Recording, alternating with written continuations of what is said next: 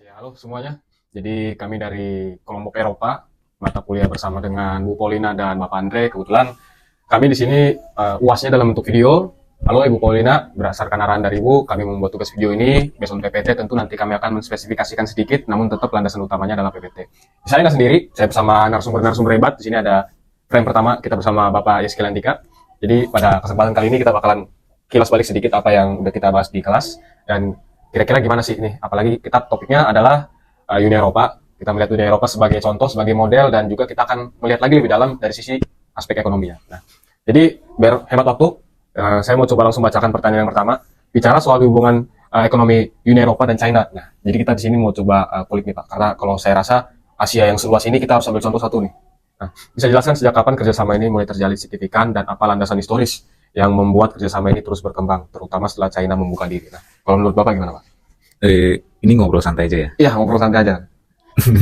Jadi tempo hari lalu di kelas, bagian saya itu kan membahas tentang sejarah ya. Iya, benar sejarah.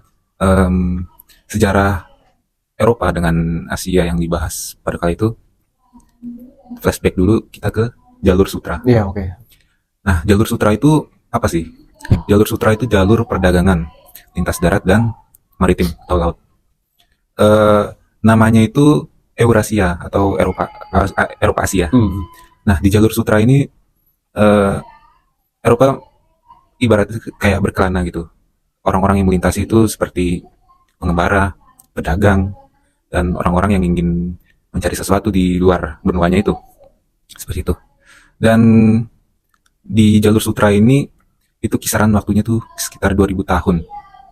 Memang cukup lama ya. 2000 tahun lama sekali. Nah, kemudian secara general Eropa ke Asia itu setidaknya ada dua topik ya, dua aspek. Pertama, era awal. Perdagangan dari Eropa ke Asia itu sebetulnya memang sudah terjalin lama di situ. Oke. Dari jalur sutra itu. Kemudian hingga pada masa-masa tertentu seperti masa kolonial, itu karena Konstantinopel diduduki oleh Turki, kan dari jalur sutra itu terputus tuh jalur perdagangannya. Nah, Mas Gawi pasti tahu lah kalau jalur yang krusial itu dipotong tuh bagaimana? Iya. Pastinya ada pergolakan lah di situ, ada masalah dari internal Eropa, benua Eropa sendiri ataupun Asia. Itu sebabnya yang mendasari kolonialisme itu terjadi. Kalau di Indonesia apa ya? Kayak Cornelis de Houtman yang datang untuk berdagang tapi malah akhirnya menguasai gitu. Oke. Itu salah satunya. Nah, kemudian sesuai pertanyaan Mas Gabi tadi, relevansinya dengan dunia saat ini itu apa? Di Asia sendiri, yang terutama paling besar itu kan China. Relevansinya, dia itu sebagai pilar ekonomi global. Oke. Jadi Eropa itu sebagai pasarnya dari Asia itu sendiri, termasuk pasar. Itu satu relevansinya dengan dunia saat ini atau era kontemporer. Kita balik lagi ke sejarah. Hubungan Eropa dengan China itu dimulai sekitar tahun 1975 pada bulan Mei. Itu yang saya baca-baca seperti itu. Dan di tahun berikutnya 1980 sampai 85 itu mulai membangun mitra seperti transfer teknologi, ilmu pengetahuan, budaya juga bisa itu termasuk.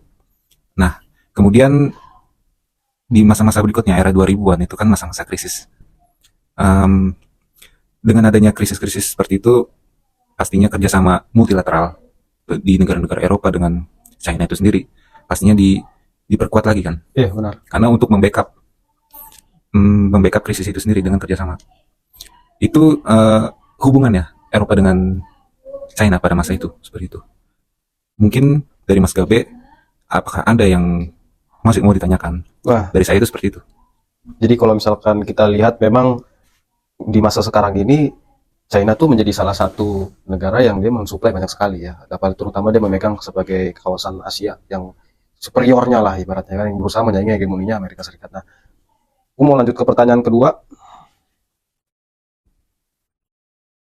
Dalam konteks sejarah, pergeseran ekonomi global apa yang paling krusial? Nah, jadi kalau kita lihat lagi kilas sejarahnya ini yang membuat Uni Eropa harus memposisikan China dari sekedar mitra dagang menjadi identitas yang sangat strategis saat ini. Nah, kalau menurut Bapak gimana? Karena ekonomi pun itu dia aspek ke bawahnya masih banyak lagi. Keamanan ekonomi, lalu ada ekonomi pendidikan, ada ekonomi perdagangan, ada ekonomi sumber daya alam. Nah, menurut Bapak gimana sendiri?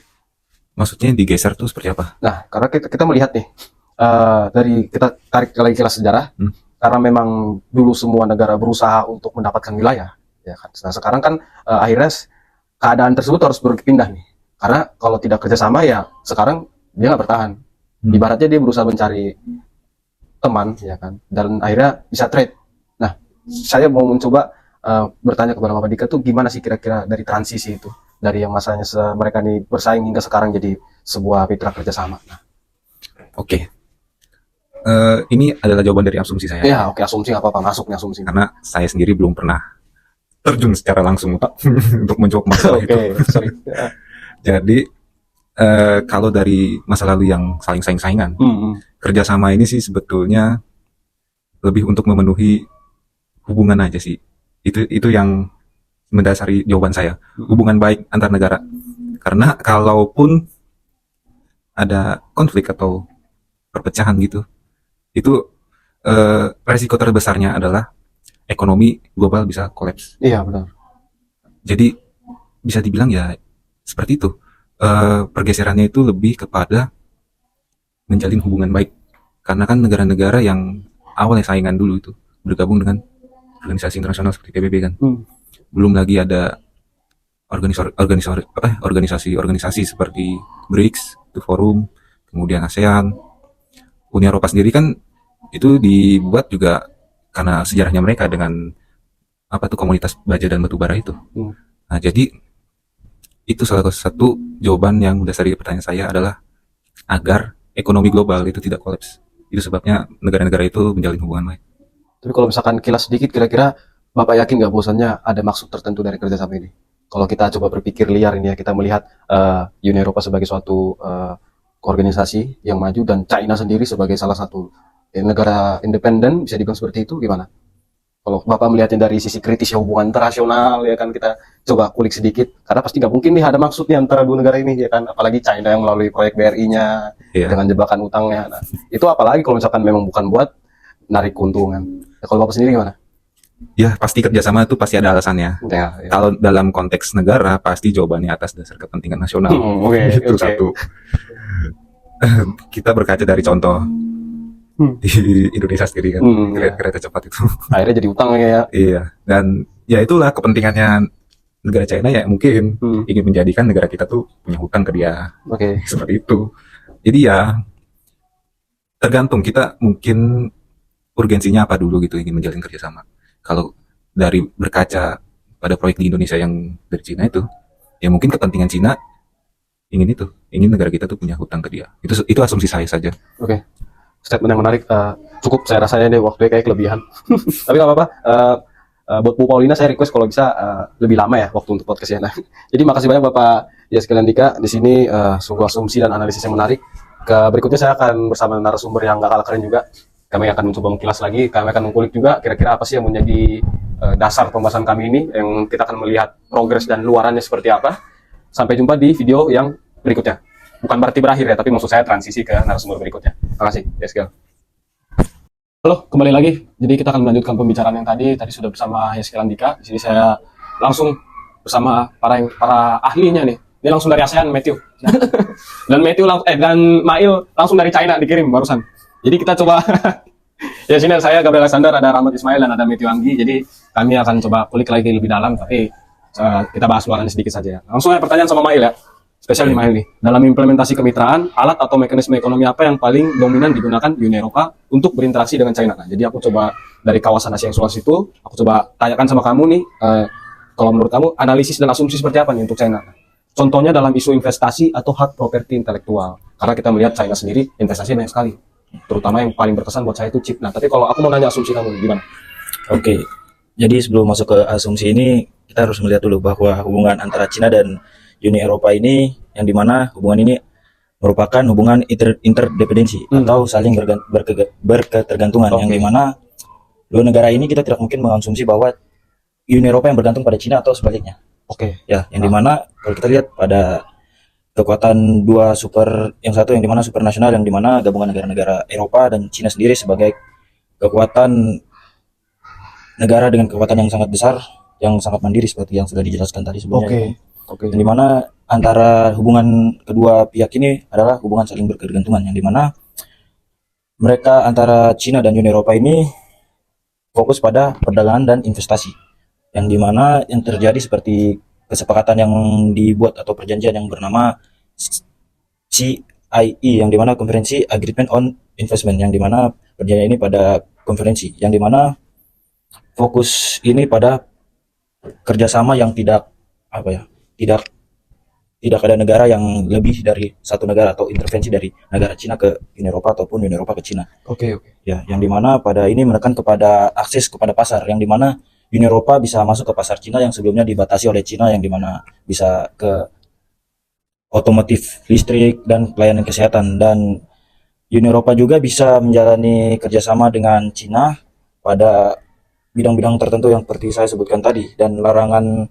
Dan di sini pada kerjasama ini Cina dan Uni Eropa ini telah menyepakati perjanjian yang tadi yang saya sebutkan, CAI atau CAI, itu yang dimana tidak boleh ada paksaan antara kedua belah pihak ini, yang dimana tidak boleh ada intervensi jika ingin menduplikat atau memplagiarisme dari sistem yang dibuat oleh Cina, seperti teknologi-teknologi yang dibuat Cina, dan ini dengan Uni Eropa tidak boleh disalahgunakan karena sudah menyepakati perjanjian tersebut, yang dimana Uni Eropa sendiri untuk menangani ini, dia kan kita tahu bahwa Uni Eropa ini sangat kuat dengan yang namanya regulator power, yang dimana bukan namanya power ini bukan berarti ke arah militer, tapi lebih ke arah struktur, yang dimana fokusnya pada tatanan dan hukum dan aturan pasar yang dibuat oleh kedua pihak ini untuk bisa menyaingi dari segi pasar tersebut yang dilakukan Uni Eropa, yaitu regulator power. Oke. Ya. Nah, masih mau lanjut? Ya, masih. Oke, lanjut. Sedikit lagi. Ya. Karena aku mau potong nih. Oke. Jadi kalau kita lihat dari dialog tingkat tinggi yang dilakukan oleh kedua negara tersebut, yang dimana kalau misalnya terjadi adanya ancaman atau salah satu pihak melanggar perjanjian tersebut atau merugikan salah satu pihak atau kedua pihak merasa rugi, nanti dimana kedua pihak akan mengumpulkan para menterinya untuk mendiskusikan solusi apa yang akan diselesaikan atau menjelaskan konflik dan bagaimana penyelesaian konflik tersebut, dan membuat kesepakatan baru dari persoalan tersebut. Jadi dari ini kerjasama kedua pihak ini bahwa mereka akan melakukan namanya dialog tingkat tinggi, yang dimana menyelesaikan konflik tersebut dan menyepakati peraturan baru dari Oke, konflik tersebut. makasih. Nah, aku mau coba intervensi sedikit ya. Kalau tadi kamu sebutkan berbagai macam dengan format dan gayanya itu antara Uni Eropa dan China. Kalau misalkan ngomong-ngomong investasi, seberapa yakin kamu, atau mungkin bebas semua analisa asumsi, kalau misalkan China ini menjadi dilema untuk Uni Eropa, seberapa berpengaruhnya investasi ini terganggu buat negara-negara lain di luar dari mereka? Oke, kalau melihat bahwa investasinya terganggu, Oke, karena kan kalau kita lihat investasinya China udah banyak sekali, ya, ya kan? Dan juga investasi Uni Eropa juga nggak kalah banyak. Ya kan? Nah, gimana kamu melihatnya dinamika ini nih dapat mengganggu kestabilan misalnya? Apalagi terutama kita fokusnya pada investasi. ya. Kalau saya melihat ini sebagai ketidakstabilan, yang dimana dua kekuatan besar ini bisa memperoleh atau menguasai pasar yang ada di berbagai dunia, yang dimana kita tahu sendiri Cina memiliki banyak investasi, Uni Eropa juga. Kalau melihat dari segi keseimbangan bahwa kedua pihak ini sangat menguasai pasar, akan tetapi mereka juga harus tidak bisa terlalu mendominasi area tersebut, karena yang mendominasi pasar itu kita sudah tahu bahwa AS. Jadi kalau mereka bisa mendominasi pasar, akan menerima konsekuensi dari apa yang mereka lakukan itu. Oke. Jadi kamu sangat yakin bahwasanya AS juga campur tangan di Iya. sini ya. Oke. Pasti. Makasih banyak Pak untuk analisis dan asumsinya. Sekarang saya mau lanjut ke Matthew. Jadi Matthew nggak kalah keren lagi ya teman-teman. Kita mau coba tanya langsung. Saya sanggup saja. Setelah sekian lama nih kita ngomong-ngomong kemitraan, kira-kira kita mau coba cari benefit dan cost-nya yang dirasakan dari Uni Eropa. Mungkin Mas Matthew bisa coba cari atau bisa menyebutkan contoh dari Asia, ya kan? Dan kita melihat bagaimana prediksi trennya ini kira-kira 5-10 tahun ke depan, ya kan? Lalu di tengah isu yang memang ketidakpastian ini, apalagi kayak isu perang dagang, ada isu kenaikan harga, ada isu ekspor impor yang ditutup. Nah, gimana kira-kira Mas Matthew? Oke, kalau kita ngomongin tentang proyeksi masa depan, kalau teman-teman tahu dan Mas Gabi tahu, Uni Eropa itu mempunyai yang namanya program Global Gateway. Apa itu program Global Gateway? Simpelnya adalah secara tidak resminya adalah ini adalah BRI versi Uni Eropa gitu. Tapi uniknya di sini adalah alih-alih memberikan hibah atau alih-alih memberikan hutang, Global Gateway ini lebih ke arah investasi. Jadi teman-teman harus bisa bedakan apa yang namanya apa bedanya dari investasi dan hibah. Dan itu dua hal yang berbeda antara BRI dan Global Gateway gitu. Jadi kalau kita ngomongin proyeksi di masa depan, kayaknya cukup bosan kalau kita ngomongin antara negara-negara yang udah supranasional, yang udah maju dengan negara yang maju alias Cina. Jadi coba kita lihat gimana kalau hubungannya antara negara-negara yang kelihatannya dependen, jadinya bergantung. Contohnya apa? Contohnya adalah ASEAN. Kita tahu ASEAN adalah negara-negara berkembang, full negara-negara berkembang. Oh, ada satu sih negara maju, Singapura. Iya. Dan Vietnam mungkin OTW. Tapi ini jadi menarik ketika kita ngomongin tentang lembaga yang sudah maju dengan kawasan yang rata-rata belum maju alias berkembang. Jadi kita lihat gimana proyeksi masa depannya, Mas Gabi. Oke. Yang pertama pasti perubahan paradigma. Kalau tadinya paradigmanya adalah pendonor dan yang didonor, sekarang adalah investor dan penerima investasi. Jadi kita bisa lihat di sini seperti yang saya sudah jelaskan juga di kelas, kemitraan yang setara di sini saya tahu kalau ini mungkin hal yang kata-kata yang cukup berat ya, setara. Susah memang. Iya, tapi kayaknya mekanismenya udah mulai ke arah sana. Saya tahu ini pasti akan berat dan masih jauh target untuk kesetaraan itu. At least lebih adil itu ada, guys. Nah, kita bisa ngelihat gimana pada satu proyek negara-negara di Asia Tenggara itu menjadi menjadi tempat diinvestasikan, bukan sebagai hibah yang tadi saya sudah jelaskan. Contohnya, kalau teman-teman lihat program-program FTA atau EPA antara EU Jepang atau EU Vietnam atau EU Singapura yang menekankan pasar terbuka, harmonisasi regulasi, proteksi investasi, kayak gitu-gitu. Apa dampaknya? Dampaknya itu kemandirian, resiliensi, meningkatkan kapasitas, kompleksitas geopolitik, negosiasi, dan diversifikasi aktor. Itu kemudian memecah fokus dari hegemon. Nah, kalau kita lihat kerjasama ini ada 3 lah, Mas Gabe, yang adalah ciri-ciri dari negara-negara maju juga. Mereka udah nggak ngebahas tentang pembangunan lagi, mereka udah nggak bahas tentang menggapai target ekonomi lagi, tapi mereka lebih ke pembenahan. Sebagai contoh, transisi hijau, pengembangan atau yang namanya inovasi. Di sini kita ngomongin bukan lagi tentang pencapaian ekonomi, tapi inovasi.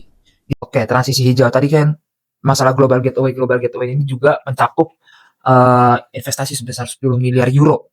Itu angka yang fantastis, khusus untuk kawasan ASEAN loh, yang akan digunakan untuk energi bersih, transportasi hijau, digitalisasi dan konektivitas. Kedua, dari sisi kebutuhan infrastruktur nih, kita bisa ngelihat riset menyebutkan bahwa kawasan Asia Pasifik saja ya itu memperkuat jaringan listrik dan grid modern diperkirakan mencapai dana sebesar 21 miliar US dollar per tahun untuk periode 2026 sampai 2030. Ketiga, dari sisi kerjasama strategis, kawasan Asia Pasifik dan Eropa memiliki kekuatan yang saling melengkapi. Ini kita bisa melihat dengan Eropa yang regulasinya bagus, modal dan teknologinya, sementara Asia dengan potensi pasar, kapasitas manufaktur, dan kebutuhan infrastrukturnya yang besar. Yang kedua, kita bisa melihat kerjasama proyeksi masa depan di bidang pendidikan. Pendidikan seperti European Union kan punya program Scope Higher Education, program yang diluncurkan ini baru Juli tahun 2024 di Jakarta, menyediakan dana 9,3 juta euro hingga Januari 2028. Lalu ini juga masalah pertukaran pelajar, beasiswa. Lalu kita juga bisa ngelihat kerjasama ke depannya itu di bidang konektivitas. Sebagai contoh konkret ya, inisiatif Tim Europe ini di Digital Connectivity in Central Asia itu mendapatkan hampir 60 juta euro dari paket pinjaman yang menghubungkan sekitar 1.600 desa di Asia Tengah melalui satelit. Pada sisi regulasi digital dan kerjasama lintas kawasan, European Commission itu dan mitra seperti Singapura itu sudah menandatangani perjanjian yang memberi kepastian aliran data dan data lintas batas, pembangunan infrastruktur digital, dan standar keamanan data. Kira-kira gitu. Terima kasih banyak, Mas Matthew. Sangat padat sekali ya. Yep. Dengan waktu yang terbatas ini saya coba simpulkan secepat-cepatnya. Nah, jadi Mas Ika tadi sudah menyampaikan sejarahnya gimana kira-kira prosesnya. Saya coba spesifikasikan ke China, lalu juga ada tadi saya tanyakan ke Mail juga mengenai gimana sih apa yang sudah dilakukan. Dan tadi Mas Matthew ini menambahkan bumbu menarik ya teman-teman. Jadi bosannya kalau misalkan coba kita tarik nih antara yang tidak setara ini kira-kira gimana sih yang maju dan yang berkembang progresnya seperti apa. Mas Matthew sudah sampaikan banyak sekali contohnya Mulai dari ASEAN tadi kita bisa melihat banyak sekali aspeknya. Nah, sungguh pembahasan yang sangat padat. Saya harap nanti editornya kuat buat ngedit ini.